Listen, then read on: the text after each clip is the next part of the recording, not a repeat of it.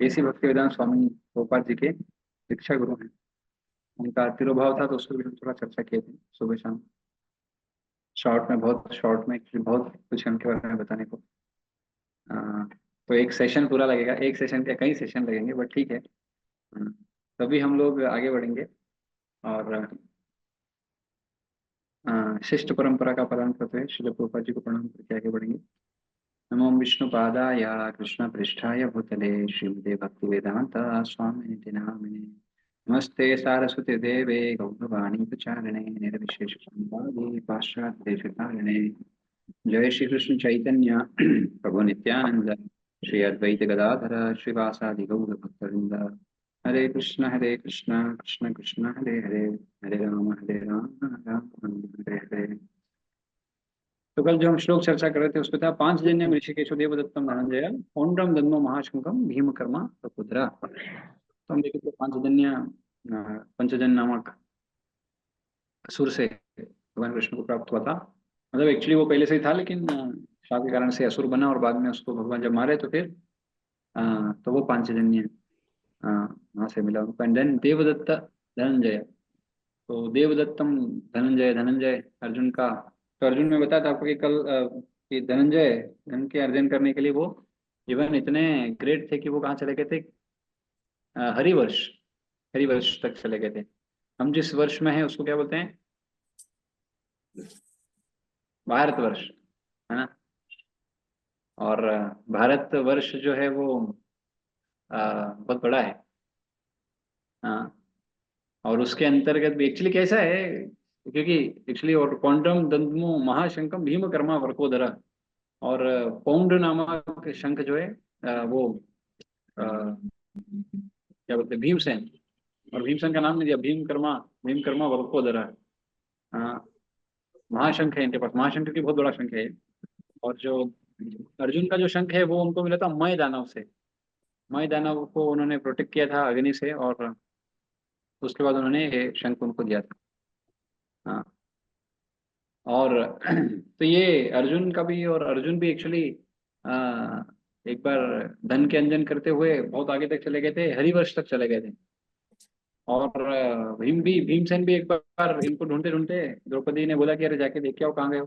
तो फिर ये भी जाते जाते कहाँ चले गए थे, ये भी बोल गए थे अपने किम कुरुष वर्ष के बस अंदर जाने वाले थे, तो वहां पे हनुमान जी ने इनको रोक दिया था। तो ये वर्ष क्या है, तो जस्ट एक छोटा सा समरी बता देता हूँ मैं आपको। एक्चुअली कैसा है, हम जो हैं वो कहाँ पर हैं, तो ऐसा समझिए। महाविष्णु से समझाता हूँ, उसके पहले का भी है लेकिन वो नहीं जा रहा हूँ उसमें कभी और। महाविष्णु जब कारण समुद्र में लेटे हुए, कारण समुद्र को विरजा रिवर, विरजा नदी भी कहते हैं। तो इस तरह से अनंत निद्रा में 1000 सहस्त्र पन पन वाले जो हमारे तो 1000 सहस्त्र, हजार सहस्त्र यानी पन जिनके हैं उनके उस पर विराजमान हैं। तो उनके कारण समुद्र में जब वो लेटे हुए हैं, करुण दक्षाई विष्णु भी कहते हैं उनको इसलिए, या महाविष्णु भी कहते हैं। तो जब इस तरह से जब विश्राम पर हैं, तो उनकी नाभि से आ, एक कमल निकलता है। सॉरी, महाविष्णु से गर्भोदक्षाई का, हाँ गर्भोदक्षाई विष्णु थे, गर्भोदक्षाई विष्णु के गर्भोदक सागर में जो है वहां से एक कमल निकलता है। और वो जो कमल है, ये इनके भी सहस्त्र 1000 फण हैं वाले शेषनाग पर बैठे हुए हैं अभी। तो जब वो बैठ के, जब वो वहां से उनके नाभि से कमल निकलता है, और कमल का एक स्टेम होता है ना, स्टेम को हिंदी में क्या बोलते हैं, डंडी आप समझ लीजिए, कमल जिस पर आता है और उसके नीचे जो एक डंडी होता है, वो डंडी, ठीक है ना। तो वो भगवान विष्णु के नाभि से निकलता है। हाँ। और उसमें ब्रह्मा जी, उस कमल के ऊपर ब्रह्मा जी उत्पन्न होते हैं। और ये जो स्टम है, इसमें कितने लोग हैं, इसमें 14 लोग हैं, कितने, 14। और हम जो है इसमें भू मंडल पर है, यानी भूलोक पर हैं। इसके ऊपर कई सारे ऊपर जो लोग हैं वो सब भी हैं, और इसके नीचे भी हैं। हाँ। तो इस तरह से 14 लोग हैं, ठीक है। उसमें से बीच में अपन है, और अपन जिस लोक पे हैं वो भी इतना विशाल है। इस जो भूलोक है हमारा, इसमें 7 द्वीप है। ये द्वीप हमारे वो नहीं है जो अभी हम जो सुनते हैं, वो कंफ्यूज मत होइएगा, अभी ये उस पे लाया नहीं हूं मैं। अपने अपन जो जो द्वीप देखते हैं वो नहीं है, ये 7 द्वीप हैं। और ये 7 द्वीप जो हैं, इनमें ये सारे के सारे द्वीप एक एक सागर से वो हैं, क्या बोलते हैं, एक द्वीप के बाद एक सागर, फिर एक द्वीप, फिर एक सागर, मतलब दो द्वीप के बीच में एक सागर है, और या दो ऐसा बोल सकते हैं, दो सागर के बीच में एक द्वीप है। जैसे 7 द्वीप है, और 7 द्वीप को 7 सागर क्या बोलते हैं, घेरे हुए हैं। मेनू उसका। अलग अलग द्वीप है इस तरह से। और इसमें से, चैतन्य हाँ, दीदी। सेंट्रल में है, उसको बोलते हैं जम्बू द्वीप। आपने सुना होगा कभी शादी होता है तो आर्यावर्ते भरत खंडे या जम्बू द्वीप पे, हाँ, इस तरह से। तो जम्बू द्वीप में आ गए हम भी। और भी द्वीप हैं, तो ये जम्बू द्वीप में है जो है, इसमें 9 वर्ष हैं। उसमें से एक वर्ष है जिसको हम बोलते हैं भारतवर्ष। और ये भी कोई पूरा भूमंड, यानी ये कोई हमारा अर्थ प्लेनेट नहीं जिसको हम अर्थ ग्रह बोलते हैं, वो नहीं है, ये पृथ्वी नहीं है ये। हाँ, इस भारतवर्ष में भी 9 खंड हैं। और इसमें से एक खंड है जिसको बोलते हैं भारत खंड, ये है सिर्फ पृथ्वी। क्या समझे आप? पृथ्वी अब आया, पृथ्वी। मतलब भूमंडल पे भी पृथ्वी बहुत पृथ्वी। छोटा है। और पृथ्वी के हम एक जीव हैं बस। पृथ्वी पर भी कई सारे जीव हैं, कई सारे देश हैं, कई बहुत कुछ है। हम्म। और ये जो जैसे भारत खंड है, तो ये भारत खंड पृथ्वी। के ऊपर,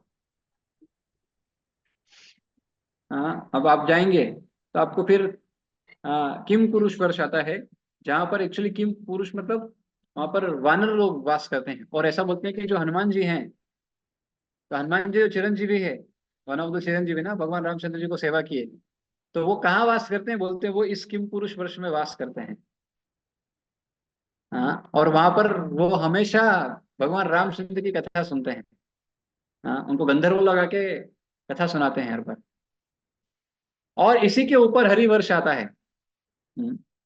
तो इस तरह से ये भीमसेन वहां तक गए थे, और उसके आगे तो इस पे ऐसा बोलते हैं कि इसके बाहर कोई जा नहीं सकता है जनरली, पर जो ग्रेट पर्सनालिटीज हैं वो जा सकती हैं।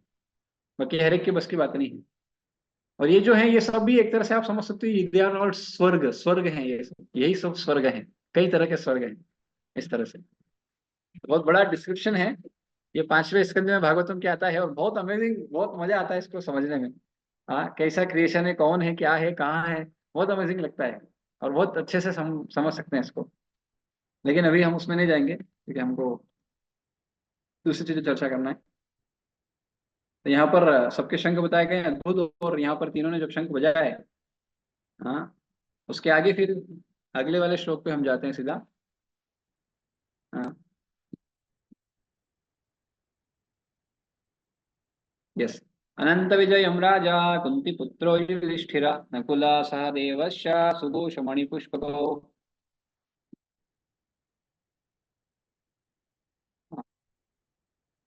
काश्यश्च परमेश्वासः शिखण्डी च महारथः धृष्टद्युम्नो विराटश्च सात्यकी च पराजिता। द्रुपदो द्रुपदेयाश्च सर्वशः पृथ्वीपते सौभद्रश्च महाबाहो शं- शंखान् दद्म पृथक् पृथक्। तो यहाँ पर आप देखो कितने, टोटल 15 यहाँ पर बताए, और ऊपर 18 लोगों का नाम बताया गया है। 18 लोगों ने शंख बजाए, उधर एक का ही बोला था, विष्णु का शंख बजाया 18 के 18 अवतार के शंख बजाया, एक के बाद एक के बाद एक। कृष्ण बजाया, कृष्ण के बाद अर्जुन, भीम, युधिष्ठिर महाराज। तो यहाँ पर हे राजन, कुंती पुत्र राजा युधिष्ठिर ने अपना अनंत विजय नाम शंख बजाया, तथा नकुल और सहदेव ने सुघोष एवं मणि पुष्पक शंख बजाए। मान्य धनुर्धर काशीराज परम युद्ध शिखंडी दुष्टद्युम्न विराट अजय सात्यकी द्रुपद द्रौपदी के पुत्र दशरथ के महाभाव पुत्र आदि सबने अपने अपने शंख बजाए। तात्पर्य, संजय ने राजा धृतराष्ट्र को अत्यंत कठिनाई से यह बताया कि कुंती पुत्रों को धोखा देने का राज्य सिंहासन पर पुत्रों को सिंह करने का अविवेकपूर्ण नीति लागू नहीं थी। तो से पहले से ही यह सूचित हो रहा था कि इस महायुद्ध में हरे सारा कृष्णा कुरुवंश प्रभु जी, आपका वॉइस फिर से ब्रेक हुई। से लेकर अभिमन्यु तथा अन्य पौत्रों तक विश्व के अनेक देशों के राजाओं समेत सारे के सारे लोगों का विनाश निश्चित था। यह सारी दुर्घटना राजा धृतराष्ट्र के कारण होने जा रही थी, क्योंकि उसने अपने पुत्रों की कुरीति को सहन किया था। यहाँ पर हाँ, उसको बोला अनंत विजय। क्यों अनंत विजय का मतलब है? नकुल और सहदेव के बारे में बताया कि नकुल हरे कृष्ण प्रभु जी। हाँ प्रभु जी, वॉइस ब्रेक हो रहा है।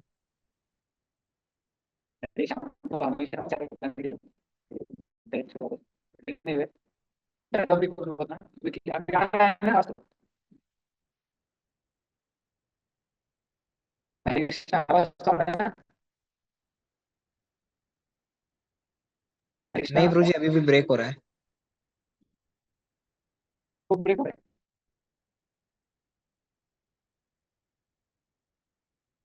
हो रहा है।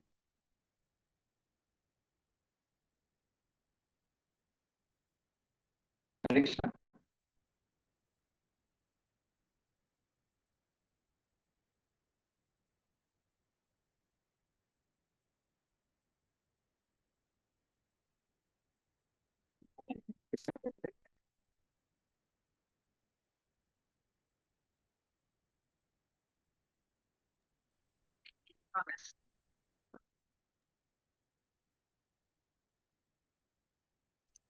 हरे कृष्ण। तो तो इसको भी कर-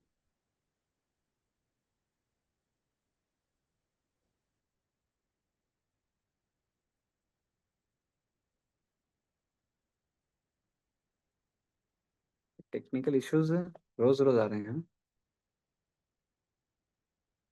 इंटरनेट इश्यूज। ओके, तो हम चर्चा कर रहे थे अनंत विजय। हाँ, अनंत विजय राजा क्या कि युधिष्ठिर महाराज का जो शंख है वो अनंत विजय नाम का है, उसमें अनंत विजय दिलाने वाला है। And then comes Nakul. तो नकुल का जो शंख है सुघोष, हाँ, सुघोष यानी मीठी, जिसकी घोषणा है मीठी, जिसकी वो है कि जीत दिलाने, यानी मणिपुष्पक।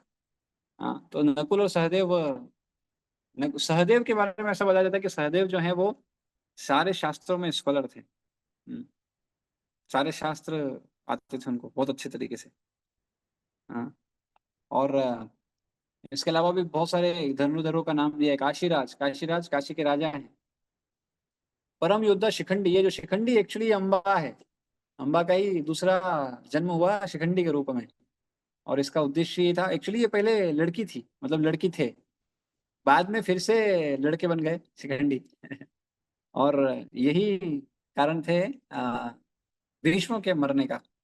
एंड देन धृष्टद्युम्न, ये धृष्टद्युम्न और द्रौपदी दोनों यज्ञ से उत्पन्न हुए थे। और धृष्टद्युम्न जो थे वो द्रोणाचार्य की मृत्यु का कारण थे। फिर विराट, सात्यकी के बारे में बताया मैंने, द्रुपद, द्रुपद महाराज, विराट, द्रौपदी के पुत्र पांचों, पांचों पांडव थे, सुभद्रा के पुत्र, महाबाहु पुत्र अभिमन्यु। और इन्होंने सबने अपने अपने शंख बजाए। एंड देन सघोषोधात राष्ट्राणाम हृदयानि विदारयत् नभश्च पृथिवीं चैव तुमलो अभ्युन्नादयन्। तभी आवाज आ रहा है ना क्लियर? यस प्रभु जी, बहुत क्लियर है। तो इन विभिन्न शंखों की ध्वनि कोलाहलपूर्ण बन गई, जो आकाश तथा पृथ्वी को शब्दायमान करती हुई धृतराष्ट्र के पुत्रों के हृदय को विदीर्ण करने लगी। तात्पर्य, जब भीष्म तथा दुर्योधन के पक्ष के अन्य वीरों ने अपने अपने शंख बजाए तो पांडवों के हृदय विदीर्ण नहीं हुए। ऐसी घटनाओं का वर्णन नहीं मिलता, किंतु इस विशिष्ट श्लोक में कहा गया है कि पांडव पक्ष में शंखनाद से धृतराष्ट्र के पुत्रों के हृदय विदीर्ण हो गए। इसका कारण स्वयं पांडव और भगवान कृष्ण में उनका विश्वास है। परमेश्वर की शरण ग्रहण करने वाले किसी प्रकार का भय नहीं रह जाता, चाहे वह कितनी ही विपत्ति में क्यों न हो। ये बहुत महत्वपूर्ण बात है यहाँ पर। जो भगवान की शरण लेता है उसको कोई भय नहीं होता है। और वो क्या बन जाता है? वो बन जाता है अभय। And हमारे श्रील प्रभुपाद जी का नाम क्या है? अभय चरण। हाँ, तो आप देखो, जो व्यक्ति भगवान की शरण लिया उसको डर नहीं लगा, चाहे उसके सामने कोई भी आ गया। उदाहरण पांडव, कितनी बड़ी सेना है, ऐसे कितना कष्ट हुआ इनके जीवन में, लेकिन फिर भी डर नहीं था। क्यों? भगवान थे। हाँ, चलो आप बोलोगे इनके साथ तो भगवान थे। प्रहलाद महाराज, प्रहलाद महाराज के पिताजी ही तरह लेके मारने और इतना कोशिश की है, लेकिन कोई डर नहीं था प्रहलाद को। क्यों? क्योंकि कौन रक्षा कर रहा है? भगवान। हाँ, और भी महाभारत अपने भागवत में भी स्टोरी हम सुनते हैं, पढ़ते हैं। अम्बरीश महाराज, अम्बरीश महाराज एकादशी का पालन किए और दुर्वासा ऋषि आए थे, और व्रत पारण करने का समय भी हो रहा था। हाँ, और दुर्वासा ऋषि स्नान करने का आए नहीं, अभी टाइम भी चला जाएगा तो फिर क्या करें, तो उन्होंने जल पान कर लिया फास्ट ब्रेक करने के लिए, निर्जला को ब्रेक कर लिया। तो वो आए और बोले, अरे तुमने मेरे से पहले कैसे कर लिया, और बोल के उनको श्राप दे दिया। हाँ, इस तरह से एक असुर पैदा किए जो मारने के लिए आया। और उधर से क्या हुआ, वो डरे नहीं, भगवान का शरण लिए। और क्या हुआ, सुदर्शन आया और वो जो राक्षस था उसको मारा और दुर्वासा ऋषि के पीछे पड़ गया। यद्यपि उनको मारा नहीं, हाँ, दुर्वासा ऋषि को नहीं मारा, पीछे चल गया। एंड देन भागते रहे, वो भागते रहे, और फिर उनको अल्टीमेटली अम्बरीश महाराज के चरणों में जाके ही उस, हाँ, सुदर्शन जी की जो है, सुदर्शन जी उनको छोड़े, नहीं तो छोड़ ही नहीं रहे थे। तो हम देख सकते हैं यहाँ से कि जो भगवान की शेल्टर लेता है, बड़ी से बड़ी मुश्किल से भी निकल जाता है। और जो व्यक्ति भगवान की शेल्टर नहीं लेता, छोटी छोटी समस्या भी बहुत बड़ी लगती है उसके जीवन। छोटी छोटी प्रॉब्लम आती है, हो गया समस्या, समस्या में हाँ, दुनिया बनी है कष्ट देने के लिए, तो कोई ना कोई समस्या तो आएगा। लेकिन जो व्यक्ति भगवान का शेल्टर लेता है, फिर उसको किस बात का डर है? उसको डरने का जरूरत क्या है? क्यों डरे वो? तो अभयत्व भगवान देते हैं और कोई नहीं दे सकता। इस दुनिया में हर किसी को कुछ ना कुछ भय है। हम्म, किसी को, स्टूडेंट होता है तो पढ़ाई का डर, टीचर का डर, हाँ, एग्जाम का रिजल्ट का डर, हाँ, बड़ा हो जाता है तो फिर घर में पैसा आएगा कि नहीं उसका डर, घर को संभाल के रखने का डर, पति पत्नी से डरता है, पत्नी पति से डरती है। हाँ, तो डर डर डर डर डर के ही जीवन चलता है, और डर के कारण से हम सब कुछ करते हैं। भय, भय सबसे बड़ा डर, मृत्यु का डर। और इस संसार को, ध्यान सुनना है इस बात को, इस संसार को प वर्ग डिफाइन किया गया। क्या बोलते हैं? प वर्ग। प वर्ग मतलब क्या होता है? आपने अनाराम पढ़े ना, तो उसमें आता है ना, प से क्या आता है? प प फ भ। हाँ, क्या है? प फ भ म, और एट द एंड क्या है? एग्जैक्ट क्या है अनाराम में? प वर्ग क्या है? प, फ, उसके बाद ब, फ फ फिर फ भ, ब और फिर म, भ है ना? म। तो प, फ, ब, भ, म। अब इसको समझना जरूरी है, ये क्या है? प वर्ग कहते हैं इसको, ये संसार को इस प वर्ग से तुलना किया गया। प मतलब क्या है? पराभाव या Recording परिश्रम। इस stopped. दुनिया में व्यक्ति क्या करता है? परिश्रम करता है, बहुत परिश्रम करता है, दिन रात परिश्रम करता है, अलग अलग चीजों के लिए परिश्रम परिश्रम परिश्रम, बहुत परिश्रम करता है। और वो परिश्रम के कारण से क्या होता है? वो परिश्रम के कारण से, Recording in progress. हाँ, परिश्रम करता है, तो परिश्रम के कारण से क्या होता है? आपने देखा होगा, हाँ, घोड़े को, घोड़ा जब अत्यधिक परिश्रम करता है तो उसके मुख से क्या आता है? फैन, झाग आता है। तो प मतलब परिश्रम। इस दुनिया में लोग परिश्रम करते हैं, बहुत परिश्रम करते हैं, और उनको लगता है परिश्रम ही सब कुछ होगा। और असफलता आती है तो बोलते हैं असफलता ही सफलता की कुंजी है, और बोल के काम करते हैं, और लगे रहते हैं, लगे रहते हैं, ये चाहिए वो चाहिए, प्रयासरत, बहुत बड़ा प्रयास करने के लिए लगे रहते हैं। हाँ, लेकिन उसके फलस्वरूप होता क्या? इतना परिश्रम करने से व्यक्ति फेन, इन्हें झाग निकलता है, हाँ, थकान से, थक हार के उसका शरीर से झाग निकलता है, घोड़े के समान। जैसे घोड़ा बहुत मेहनत करता है तो उसके शरीर से झाग निकलता है। और फिर क्या होता है? प फ ब, बंधन आता है उसके जीवन में, बंध जाता है वो व्यक्ति। हम्म, किससे बन जाता है? ये संसार के 3 गुणों में से किसी न किसी गुण से बंधा ही रहता है। हो गए? प वर्ग, प ब, एंड देन कम्स, हाँ, प फ ब भ, एंड उसको हर समय कुछ ना कुछ भय रहता है। जैसे मैंने आपको बताया, and then last is, and at the end क्या होता है उसके साथ? प फ ब भ म, मृत्यु को प्राप्त होता है। ये भौतिक जगत की तुलना, भौतिक जगत को बताया गया प वर्ग। परिश्रम, इस दुनिया में व्यक्ति आता है, परिश्रम करता है, हाँ हाँ, इतना परिश्रम करता है, इतना परिश्रम करता है कि एक दिन वो परिश्रम करते करते कुछ बचता नहीं है उसके जीवन में। हम्म, इतना परिश्रम करता है, और परिश्रम का फलस्वरूप क्या होता है इस दुनिया में? उसको परिश्रम क्यों करता है? इंद्रिय तृप्ति के लिए। लेकिन इंद्र तृप्ति से संतुष्टि नहीं होती है, उल्टा फ्रस्ट्रेट होता है, झाग फैन बनता है, एंड देन बंधन में फंसता है, और बंधन के कारण से बंधन में आता है, और फिर भय भय से कार्य करता है सारा, and then at the end मृत्यु को प्राप्त करता है। पर अगर आप देखो ये आध्यात्मिक जगत, ये पूरा इसका उल्टा है। हाँ, इसमें जीवात्मा परिश्रम करता है लेकिन भगवान की प्राप्ति के लिए, बाकी सब चीजों के लिए नहीं। हाँ, एक श्लोक भी आता है भागवतम में, श्रम है वही केवलम। अगर कोई भगवान की प्राप्ति के लिए श्रम नहीं कर रहा है, प्रयास नहीं कर रहा है, तो देन श्रम है वही केवलम, ये कोई फायदा नहीं देगा ये श्रम, इसी का ये प वर्ग के अंतर्गत आ जाएगा। एंड देन फैन आता है, थकान लगती है उसको। अब देखो कोई भी भौतिक कार्य आप करो, कितना थक जाता है व्यक्ति, उसको रेस्ट करना पड़ता है, पर भक्ति करके कोई थकता है नहीं। अगर सच में भक्ति कर रहा है तो थकेगा नहीं, उल्टा और करने का इच्छा होगा उसको। फिर प फ ब बंधन में आता है, लेकिन इससे इस जब कोई भगवान के शरण लेता है सारे बंधनों से मुक्त हो जाता है, तीनों गुणों के प्रभाव से निकलते हुए शुद्ध सत्व में स्थापित होता है, किसी चीज का बंधन नहीं उसको रोक पाता है। एंड देन भय लगता है भौतिक जगत में, लेकिन आध्यात्मिक जगत में जिस भगवान के शरण लेने के बाद किस बात का भय। और लास्ट आता है पॉइंट इसमें, मृत्यु। लेकिन जब कोई आध्यात्मिक जगत में तो मृत्यु तो संभव ही नहीं है, हम तो जीवात्मा है, और जीवात्मा का ना तो कभी जन्म है ना तो कभी मृत्यु हुआ आएगा आगे आने वाले श्लोकों में, दूसरे अध्याय में भगवान डिफाइन करेंगे। तो इस संसार को इसलिए तुलना किया गया प वर्ग से, इसलिए हमको प वर्ग में नहीं जाने का। एंड देन नेक्स्ट श्लोक जो है, तो यहाँ पर बताया गया कि जब सबने अपने अपने शंख बजाए तो क्या हुआ, पांडवों ने जब शंख बजाए तो उनकी शंख की जो ध्वनि है वो सामने वाली पार्टी में भय उत्पन्न कर दी। भय, हार जीत का भय।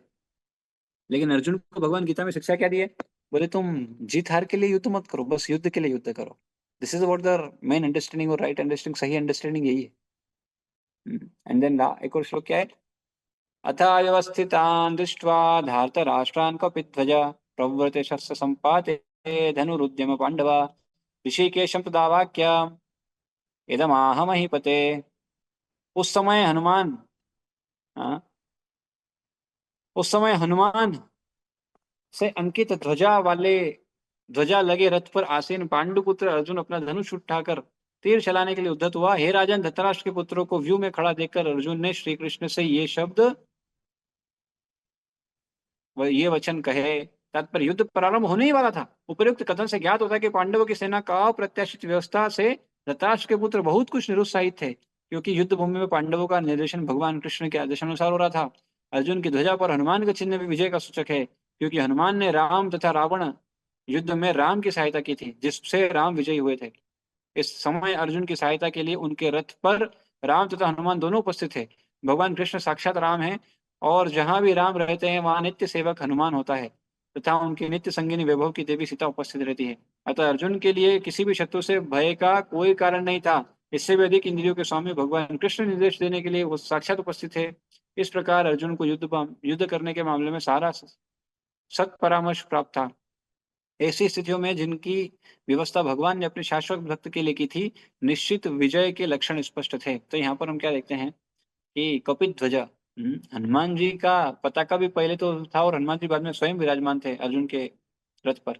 भगवान विराजमान है, अर्जुन, और इसके पहले भगवान रामचंद्र और वही कृष्ण और हनुमान जी मिलके युद्ध किए थे। हाँ, और रावण को हराए थे। और ये बात का इधर भी प्रमाण साबित हो रहा है कि यहाँ पर भी दोनों है, तो फिर तो जीत तो होने कंफर्म है। तो हम देख सकते हैं कि यहाँ पर जो प्रश्न पूछा था धृतराष्ट्र ने, मेरे तथा पांडु के पुत्रों ने क्या किया, यहाँ बोला युद्ध के लिए धनुष उठा लिया। बात अलग है, अभी धनुष उठा लिया, क्यों उठा लिया, क्योंकि अर्जुन ने किसको देखा है, अभी अर्जुन ने देखा है सारे कौरवों को, और बोले इनको दंड देना चाहिए बोल के धनुष उठा लिया। अभी उन्होंने ध्यान किस पर नहीं दिया है, द्रोणाचार्य और भीष्म पितामह पे। लेकिन कृष्ण बाद में भी आने वाला है आगे कि उनका रथ कहाँ खड़ा करेंगे, एकदम भीष्म पितामह और द्रोणाचार्य के सामने। और जब अर्जुन देखता है तब फिर से धनुष छोड़ देता है, और वो स्थिति आएगी आगे। तो यहाँ पर हम समझ सकते हैं कि अर्जुन युद्ध करने के लिए आया था। हाँ, तो फिर अर्जुन बिविल्डर कैसे हो सकता है? और अर्जुन तो ग्रेटेस्ट वॉरियर के रूप में जाना जाता है, फिर कैसे बिविल्डर हो सकता है? फिर कैसे कंपैशन आ सकता है उसके अंदर? तो एक्चुअली ऐसा हो नहीं सकता, लेकिन भगवान का ऐसा विशेष अरेंजमेंट है, क्योंकि भगवान को ये गीता का ज्ञान सबको देना है, तो माध्यम अर्जुन को बनाता है। यद्यपि भगवान स्वयं बोलते हैं कि ये ज्ञान ऑलरेडी वो दे चुके थे पहले, ऐसा नहीं कि ये नया ज्ञान है, सिर्फ महाभारत के युद्ध के समय दिया नहीं, ये पहले से था। कब कहाँ पर दिया है? तो चौथे अध्याय में आप पढ़ोगे तो आएगा, इमं विवस्वते योगम प्रोक्ता मानव्यम विवस्वान मनरेपः मनुष्वाकमे भवेत्, कि ये ज्ञान मैं पहले सूर्यदेव विवस्वान को दे चुका हूँ। और हनुमान जी ने भी ज्ञान प्राप्त किया था। हनुमान जी को भी सूर्यदेव से जब वो गए थे, तो सूर्यदेव ने बोला, अरे यार भाई, मैं तुमको सिखा तो सकता हूँ, लेकिन मेरा रथ बहुत तेज भागता है, तो तुम मेरे साथ चल नहीं पाओगे। बोले चिंता मत करो, आप बोलना, मैं सुनता जाऊंगा, आपके रथ की इस गति से चलूंगा और आपके आगे रहूंगा, चिंता मत करो। तो वो आगे आगे थे और वो सीख रहे थे, और सूर्यदेव उनको बता रहे थे। और हनुमान जी, मैं बता, जैसे आपको जब भीमसेन जब गए थे, तो किम कुरुक्षेत्र के पहले थोड़ा सा हनुमान जी बाहर ही थे, किम कुरुक्षेत्र के पहले। बोले, और उनकी पूछ ने रोक लिया था, तो भीमसेन बोले, अरे मेरे को जाना है, तो बोले हटा दो, वो उठा ही नहीं पाए। फिर बोले, यार ये कोई साधारण नहीं लगता है, इनकी पूछ ही नहीं उठा पा रहा हूँ मैं। तो फिर पूछते हैं कौन है, तो बोलते हैं कि मैं हनुमान हूँ। तो वो बोलते हैं, अरे बाप रे, आप तो मेरे, हम तो एक तरह से भाई हैं, मेरे आप अग्रज हैं, क्योंकि दोनों वायुपुत्र हैं, दोनों वायुपुत्र है। हाँ, हनुमान जी भी वायुपुत्र है, और क्या बोलते हैं, भीमसेन भी वायुपुत्र है। तो फिर दोनों बहुत अच्छे से मिलते हैं। उसके बाद फिर बताते हैं कि एक्चुअली ऐसा आने वाली स्थिति में, बोले मैं आपको मदद करूंगा, चिंता मत करिए। एंड देन बाद में यहाँ पर उपस्थित है हनुमान जी। तो हनुमान जी की प्रेजेंस अपने आप में क्या है, इस बात को साबित कर रही है कि अर्जुन की विजय होने वाली है, इसमें कोई संशय नहीं। और दूसरा ऑफकोर्स भगवान भी है, भगवान तो है ही, हाँ, हमेशा। जो जहाँ पर भक्त है और भगवान है, तो वहां पर तो फिर क्या दिक्कत है? भगवान के साथ भक्त भी हैं। एक्चुअली कई बार हम देखते हैं, लोग क्या बनना चाहते हैं, लोग भगवान बनना चाहते हैं। ये बहुत होड़ लगी हुई है लोगों में, बाहर के लोगों में भगवान बनना चाहते हैं। हाँ, एक वो था कि आप योग करिए और भगवान बनिए, योग करिए और भगवान बनिए, सिर्फ 999 रुपए में। हाँ, तो योगा कराते हैं और बोले कि आप भगवान बन गए, क्योंकि आपके अंदर सिद्धियां आ जाएगी और ये बन जाओगे, वो बन जाओगे। तो हमको समझना पड़ेगा, कोई जीवात्मा इस दुनिया में भगवान नहीं बन सकता। अच्छा, आपको भगवान क्यों बनना है? भगवान से बेटर बनो, ये क्यों विचार नहीं करते? हम भगवान से भी बड़ा बन सकते हैं। भगवान से बड़ा कौन है? भगवान से बड़ा है उनका भक्त। आप मुझे बताओ, इस दुनिया में कौन ऐसा व्यक्ति है जो भगवान को अपना ड्राइवर बना सका हो? कोई है? कोई नहीं है। और अर्जुन ने क्या किया? 18 दिन तक भगवान को ड्राइवर बना के रख, ड्राइवर मतलब उनके रथ को चलाए वो। तो कौन बड़ा, भगवान की अर्जुन? तो हम यहाँ देख सकते हैं कि भगवान जो है अपने भक्त के लिए, कोई भी शुद्ध भक्त के लिए कुछ भी करने को तैयार है, कुछ भी मतलब कुछ भी। हाँ, जो वैकुंठ पति हैं, जो पूरी दुनिया के मालिक हैं, वो सब काम छोड़ के क्या करते हैं? अर्जुन का रथ चला रथ। रहे हैं। This is the beauty of Krishna and Krishna consciousness. भगवान, जब कोई व्यक्ति जो सबसे सब कुछ, क्या बोलते हैं, धर्म अर्थ काम मोक्ष, इन सारों को रिजेक्ट कर देता है, बोले मुझे कुछ नहीं चाहिए, तो भगवान डिफीट हो जाते हैं। बोले मैं क्या दूं? तो बोले मुझे खुद को ही देना पड़ेगा, क्योंकि इससे बड़ा कुछ नहीं मेरे पास, सबसे बड़ा तो मैं ही हूँ। तो भगवान उस व्यक्ति को वो देते हैं, एंड दैट इज कॉल्ड भक्ति। तो ऐसे ही भक्त हैं हनुमान जी और अर्जुन। तो नवदा जो भक्ति है, श्रवणम, सॉरी, या तो अलग अलग भाव में, अलग अलग रसों के आदान प्रदान के आधार पर भक्ति होती है। तो शांत रस है, शांत रस मतलब, शांत रस के बाद आता है दास्य रस। तो दास्य रस में हनुमान जी की है, फिर सख्य रस अर्जुन की है, फिर वात्सल्य रस कृष्ण के माता पिता हैं, एंड देन सबसे ऊंचा है माधुर्य, और उसमें है गोपियां। तो इस तरह से अलग अलग रसों में भगवान के साथ आदान प्रदान होता है। कोई किन्हीं किन्हीं के अंदर कोई रस प्रमुख पाया जाता है। तो हनुमान जी देखिए, यहाँ दोनों रस के भक्त हैं। हनुमान जी अ, दास्य भाव के हैं, और अर्जुन जो है वो सख्य भाव के हैं। और दोनों ही प्रेजेंट है, और भगवान भी प्रेजेंट है। हाँ, तो यहाँ पर तो कंफर्म है विजय किसकी होने वाली है। भगवान के भक्त जहाँ है वहाँ विजय, भगवान भी वहाँ है।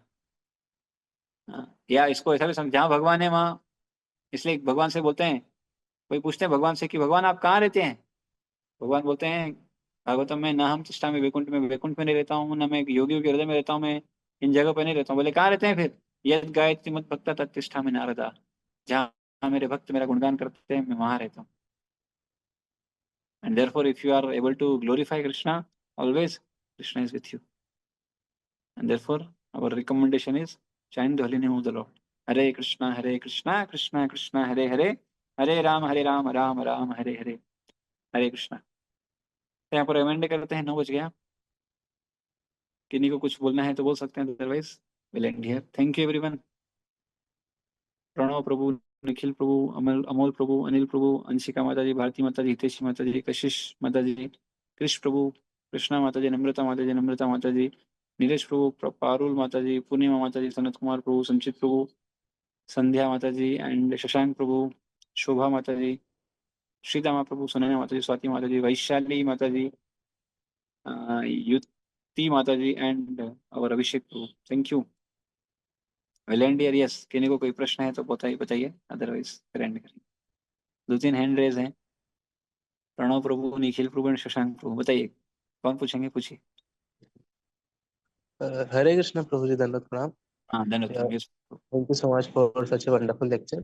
प्रभु जी, मेरा क्वेश्चन ये था कि हम अर्जुन के अभी केस में देखते हैं, अर्जुन फाइट विद कलयुग, बिकॉज दुर्योधन इनकारनेशन ऑफ कलयुग एंड ही आल्सो बिविल्डर. इसलिए हम हमारा केस देखते हैं, हम भी रोज जो है कलयुग से ही फाइट करते हैं भौतिक जगत में जाके. और हम भी हमारे माइंड के जो है बिविल्डर होते हैं कि हम कॉलेज में जाते हैं या फिर हम वर्क प्लेस में भी जाते हैं, तो वहाँ पे हमको जो है मटेरियलिस्टिक पीपल से जो है डील करना पड़ता है. और कई बार ऐसा होता है कि हमें उनके साथ बैठना पड़ता है. तो हम ऐसा होता है कि हमारा माइंड हमारा बिविल्डर करता है कि आप तुम भी इनके साथ जाओ, इनके साथ जो अपनी ये लाइफ एंजॉय कर रहे हो तो उनके साथ अपनी लाइफ एंजॉय करो. ये कहाँ से भक्ति में लगे हो, ये क्या कर रहे हो, why you waste your life. सब टाइम ऐसा हमको ख्याल आते हैं. फिर बाद में जब हम मान लो हम उनके साथ कहीं बाहर चले जाते हैं या फिर बाद में जब घर आते हैं, तो हम शास्त्र पढ़ते हैं या फिर हम ऐसे बैठ के सोचते हैं कि भाई, मतलब फिर हमको गिल्ट फील होता है कि क्यों मैंने अपने 1 घंटा या फिर 2-3 घंटे बर्बाद करे. सो so in this case, because we also fight with Kali Yuga in daily life. बहुत अच्छा प्रश्न है. तो कलयुग, साक्षात कलयुग चल रहा है अभी तो. हाँ, और अर्जुन को तो सिर्फ कलयुग उस समय पर तो पूरा आया नहीं, तो सिर्फ अर्जुन नाम का एक व्यक्ति था, कलयुग का अवतार था. और अभी तो पूरा युग ही कलयुग का है. अभी तो उसी का चल रहा है युग. तो क्या करेंगे, तो वही करना चाहिए जो अर्जुन ने किया था. अर्जुन ने कृष्ण की शरण ली थी, हमको भी लेना चाहिए. क्या कलयुग कर लेगा.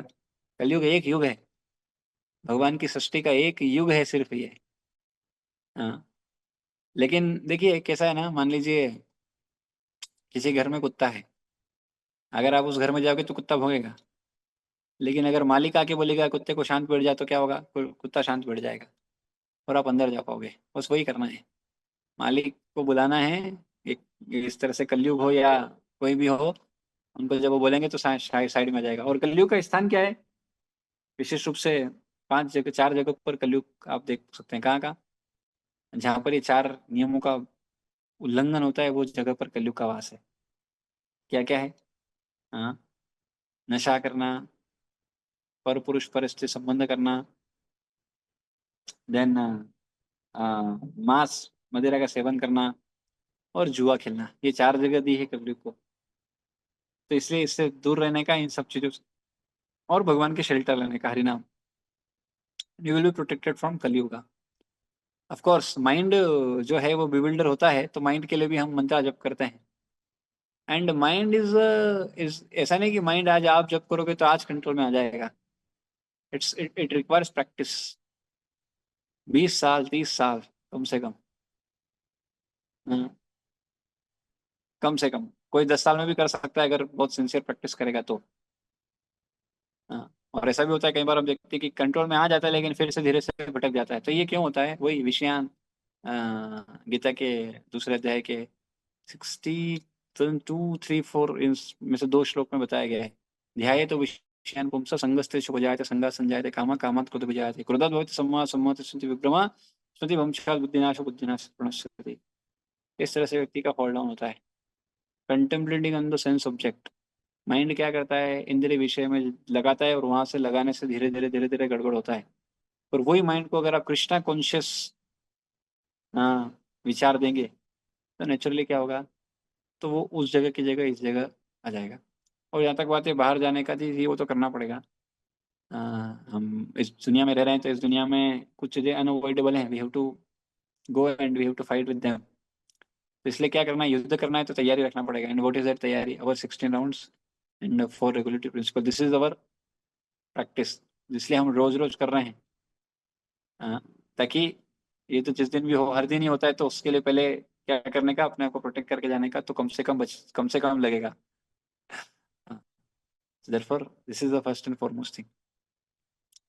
और भक्तों का संग करने का है ना, अगर आप if you are busy in bhakti activity, भक्ति की एक्टिविटी में अगर आप व्यस्त रखेंगे अपने आप को, तो फिर और कोई चीजें आपको परेशान नहीं कर पाएगा। होता है ना, कोई आपको कॉल कर रहा है लेकिन ऑलरेडी आप बिजी हैं कहीं, ऑलरेडी आप इंगेज हैं, तो कोई आपको फिर से आपको डिसंगेज नहीं कर पाएगा। But if you are disengage then some engagement is required. And therefore Prabhupada ने इस तरह से संस्था बनाया कि इसमें कहीं ना कहीं किसी न किसी रूप में व्यक्ति इंगेज रहे कृष्णा कॉन्शियस एक्टिविटी में, जिससे कलयुग के प्रभाव से बच सके। The whole process is meant for that. Understand the process, apply it, and see the result. This is the best. ठीक है Prabhu? Yes Prabhu, thank you so much Prabhu ji, thank you, Hare Krishna. Hare Krishna. Now okay, Shashank Prabhu, आपका हैंड रेज है, बोलिए। जी प्रभु जी। प्रभु जी, मैं ये पूछना चाह रहा था कि जी आपने बताया था कि पांडवों की शादियां हुई थी और उनके पुत्रों ने भी इसमें हिस्सा लिया था, जो युद्ध हुआ था हाँ महाभारत का। तो उसी जी, तरह से जो कौरव हैं उनकी भी शादियां हुई होगी और उनके भी पुत्रों ने हिस्सा लिया होगा इसमें। बिल्कुल लिया। तो, तो उनकी मतलब उनकी सेना तो और भी ज्यादा बड़ी हो गई होगी फिर। तो वो तो तो बताइए इनमें ना, कहीं पे भी 11 अक्षौणी सेना थी कौरवों की, और पांडवों की 7 ही अक्षौणी सेना थी, सब मिला के। अक्षौणी का भी मैंने बताया था कि क्या सिग्निफिकेंस है अक्षौणी, मतलब कितना क्या होता है। कुछ जी जी रथ प्रभु। सवार, कुछ योद्धा, पैदल योद्धा, फिर घुड़सवार, फिर हाथी वाले, फिर इस तरह से रथ वाले, ऐसा करके एक उसका भी गणना है। और उसमें कितने लोग मरे थे वो भी मैंने एक दिन रिवील किया था, सब डेटा के साथ। आप थे जी शायद जी, उस दिन। आपने किया था। जी थे, था ना। सब मैं थे, पहला श्लोक बिल्कुल छोड़ के थे। बाकी पूरे श्लोक में मैं पहला श्लोक ही हाँ, छूटा था बस मेरे से। तो बहुत सारे लोग थे, और बहुत इसलिए तो अरब अरब में लोग मरे हैं इस पूरे युद्ध में। अरब में लोग, कितने लोग होंगे प्रभु जी? सब थे, सारा कौरवों के बच्चे भी थे, पांडवों के भी बच्चे थे, सब लोग थे। Everyone was the part of this fight. इसलिए तो सबसे बड़ा महासंग्राम, इसलिए बोलते थे भारत नहीं है, महाभारत है, ये सबसे बड़ा युद्ध था। सबसे ज्यादा किसी युद्ध में कोई मरा होगा शायद महाभारत ही था। खून की, ऐसा बोलते हैं उस समय पर, ऐसा वर्णन आता है, जो नदी थी उस नदी में पानी नहीं बहता था, उस नदी में खून बहता था उस समय पर। इतना खतरनाक संग्राम था वो, इतना, मतलब उसको देख के, इसलिए तो जब युद्ध खत्म होने के बाद जब युधिष्ठिर महाराज ने देखा, इतना इतना विलाप किए, वो बोले मेरे कारण इतने लोग मर गए, सिर्फ मेरे युद्ध, मेरे राज्य करने की इच्छा से इतने लोग मर गए। ये एक भक्त का दया का स्वरूप है, जब वो देखता है कि इतने, उसका कारण अपने आप को मानता है। यद्यपि उनका कोई गलती नहीं है, तो क्षत्रिय का काम है, लेकिन फिर भी वो हार्ट में ये फील कर रहे थे। भगवान के वाणी से भी संतुष्ट नहीं, बाद में भीष्म पितामह से उनको भगवान बता सुनवाते हैं, तब जाके वो सेटिस्फाई होते हैं।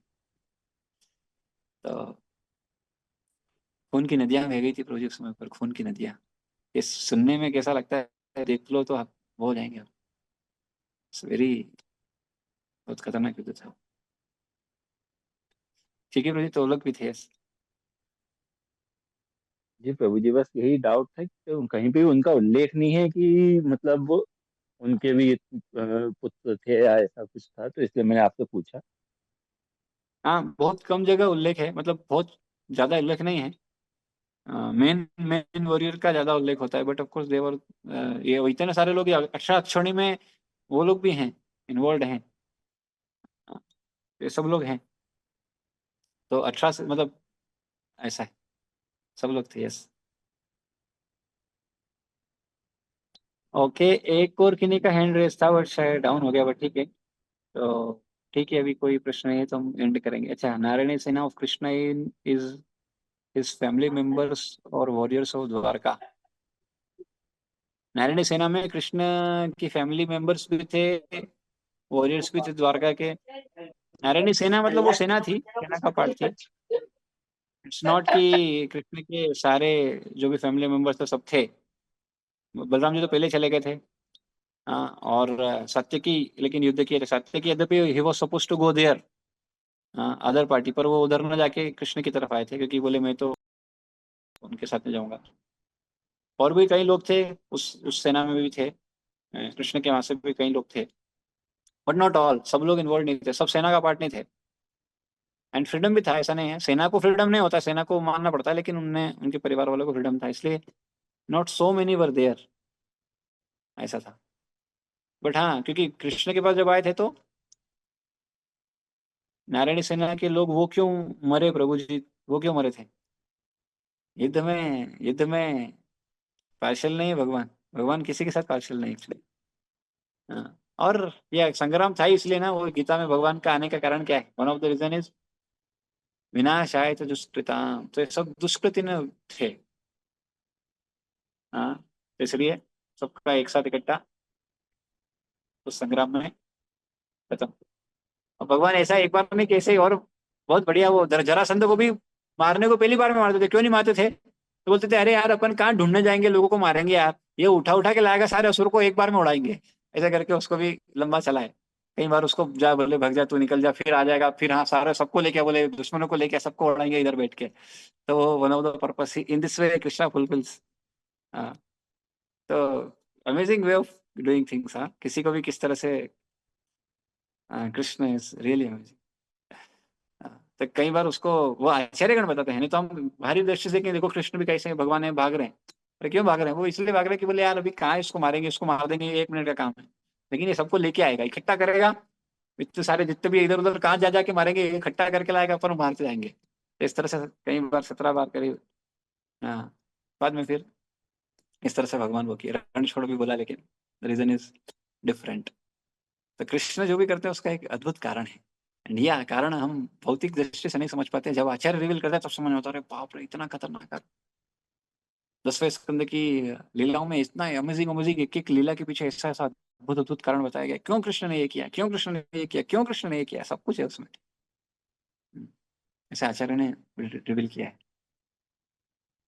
Anyway, okay, so will end here. जय श्रीमद् भगवद गीता यथारूप की जय, श्रील प्रभुपाद की जय, निताय गौर प्रेमानंदे, हरि हरि बोल, हरे कृष्णा। विल कल फिर हम लोग मिलते हैं, श्रीमद् भागवतम की कक्षा में मिलेंगे। अभी हम एंड करते हैं। हरे कृष्ण, थैंक यू।